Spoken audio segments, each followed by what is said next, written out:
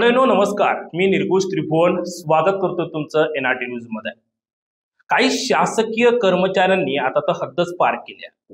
लाखोंचं payment, अनेक सुविधा, त्यासोबतच शासकीय भत्ता हे सर्व असूनही या शासकीय कर्मचाऱ्यांचं काय पोट भरत नाही। एखाद्या शेतकऱ्याच्या कागदावर स्वाक्षरी करायची ठरली तरीही हे कर्मचारी 500 रुपये घेतात। 500 रुपये देखील ते शेतकऱ्यांकडून सोडत नाही आणि हल्ली याचं प्रमाण मोठ्या प्रमाणामध्ये वाढलेलं आहे। छत्रपती संभाजीनगर जिल्ह्यातील वैजापूर तालुक्यात 15 दिवसाला अशी कारवाई केली जाते। मागे एका तलाठी महिलेवर ही कारवाई करण्यात आलेली होती। तिला लाच घेताना लाचलुचपत प्रतिबंधक विभागानं पकडलं होतं, तिला अटक केलेली होती। हे सर्व ताजं असतानाच वैजापूर तालुक्यात पुन्हा एकदा एका शासकीय कर्मचाऱ्याला लाच घेताना पकडलेलं आहे। भायगाव येथील ग्रामसेवक विजयकुमार पंडितराव क्षीरसागर वय 53 वर्ष यांना आज लाचलुचपत प्रतिबंधक विभागानं अटक केलेली आहे। चेकवर सिग्नेचर करायची होती आणि सिग्नेचरसाठी या आरोपी क्षीरसागरनं पैशांची मागणी तेथील उपसरपंचाला केलेली होती।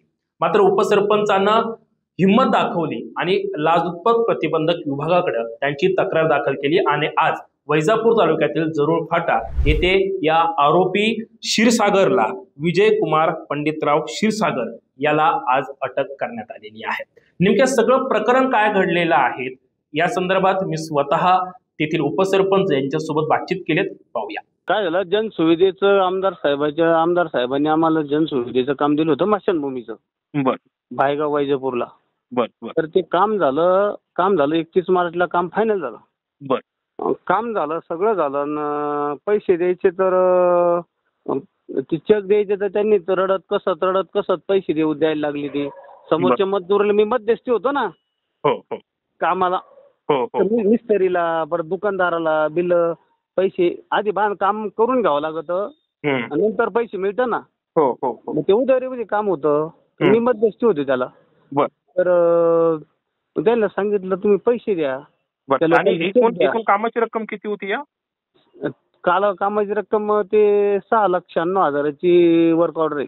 बर बर 6,96,000 किती रुपये पर काहीतरी आहे भाई 400 रुपये। बर बर असं असं आणि मग याच्यामध्ये त्यांच्याकडून किती रक्कम तुम्हाला चेक दिला होता तुम्ही त्यांना? त्यांनी दिला आम्हाला 5,81,000 मिळाली। बर बर 5,81,000चे लोकांचे मिटवलं, पण राहिलेले पैसे मिटवायचे तर पहिले मग ते म्हणे आता 15,000 रुपये द्या आम्हाला। बर मग राहिलेले 94,000 आम्ही त्यांना मार्चमध्ये काम फायनल झालं, अजून त्याची आम्ही वाट पाहू राहिलो। आता देईन मग देईन, ते काही पण चेक नाही हे नाही काही पण नाटकं केली त्यांनी। आणि मग आम्ही 5 लाख आम्ही ते पैसे 94,000 बाकी राहिले नियमानं आमची 54,000 काही रुपये। तर त्यांना मी काल सांगितलं साहेब तुम्ही पैसे देऊन टाका। मग काम खोटं नाही ना, काम जर खोटं असेल तर ठीक आहे, नका देऊ आम्हाला या लोकांना पैसे। दुकानदार आमच्या मागायला लागले, ते पैसे द्या मजूर दुकानदार।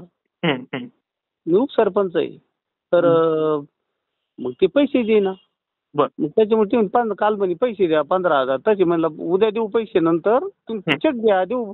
त्याला भरोसा वाटाना म्हणजे मग आम्ही अँटी करप्शन वाल्याला फोन केला आणि मग त्यांनी ट्रॅप लावला सकाळी। मग त्याला जरूळ फाटा म्हणजे आमचं गावाकडे जाणार रस्ता आहे।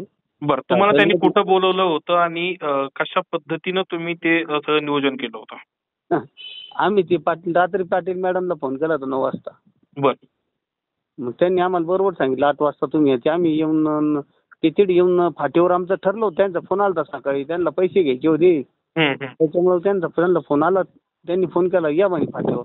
आम्ही गेलो पैसे घेऊन, मग या मॅडमला फोन केला होता मी अगोदर। अच्छा, यांनी बरोबर सापळा लावला होता आधी, आज इकडे ते रेकॉर्डर वगैरे दिलं। बरं, आणि किती पैसे देणार होते तुम्ही त्यांना? तुमच्यामध्ये किती डील झाले होते? आमची ते 15 मागत होते, 10 मध्ये डील झाली आमची। अच्छा, बर बर उपसरपंच, खरं तर तुम्ही मोठी हिंमत या ठिकाणी दाखवलेली आहे। बऱ्याच ग्रामपंचायतीमध्ये किंवा बऱ्याच कार्यालयामध्ये अशा गोष्टी घडत असतात। अनेक असे सरकारी कर्मचारी आहेत मोठ्या प्रमाणामध्ये पैशाची मागणी करत असतात, मात्र अनेक लोक आहेत त्यांना ही प्रोसेस माहिती नाहीये की कशी तक्रार करायची वगैरे। तुम्ही कशा पद्धतीने तक्रार केली होती, कसा संपर्क केला होता लाचलुचपत विभागासोबत? नाही, ते आमच्या मित्राकडून मी काय घेतलं, अँटी करप्शनचे नंबर ना पोलीस आपलं सरकारी कार्यालय बाहेर लावेल राहत्या। आमचे एक मित्र आहे, त्या मित्रांना मला मी त्याला विचारलं, मी नंबर दे म्हणलं मला. हम्म. आणि मग त्यानं नंबर दिला. नंबर दिल्यावर मग मी कॉल केला तर एका दुसऱ्या साहेबाला नंबर लागला. मग त्यांनी मला सांगितलं तुम्हाला 5 मिनिटात कॉल येईल म्हणून.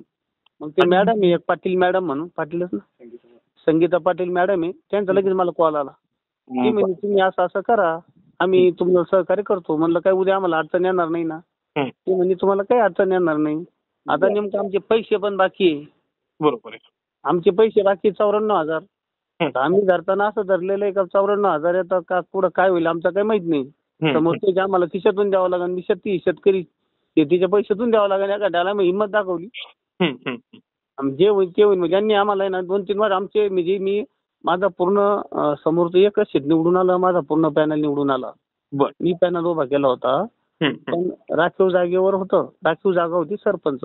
पण मग यानं मला जे कामं करायचे होते काही झालं का ते काम करून माझे जे स्वप्न होते करायचे करूनच दिले नाही. त्याच्यामुळे मला त्यात आणखीनच संताप चालला होता. तर मंडळींनो, ही अवस्था आहे वैजापूर तालुक्यातील. हे वैजापूरलाच नव्हे तर संपूर्ण महाराष्ट्रात याच पद्धतीनं घडतंय आणि याला आळा बसला पाहिजे ही सर्वांची अपेक्षा आहे. या संदर्भात तुम्हाला काय वाटतंय? तुमची प्रतिक्रिया मला कमेंट बॉक्समध्ये नक्की कळवा.